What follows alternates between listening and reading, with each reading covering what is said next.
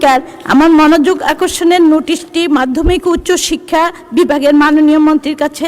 বিষয়টি অতীব গুরুত্বপূর্ণ, যা হচ্ছে উচ্চশিক্ষার সকল প্রতিষ্ঠানে শিক্ষিকা এবং ছাত্রীদের যাদের দুগ্ধপোষ্য সন্তান রয়েছে বা ছোট সন্তান একা ফেলে আসতে পারে না, তাদের জন্য ডে কেয়ার সেন্টার খোলার প্রসঙ্গে।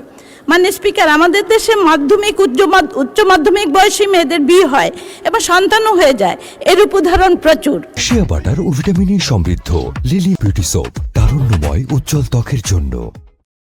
নারীদের জন্য প্রাকৃতিকভাবে আরোপিত এই রিপ্রোডাক্টিভ ভূমিকার জন্য তারা উচ্চশিক্ষার আলো থেকে বঞ্চিত হয়।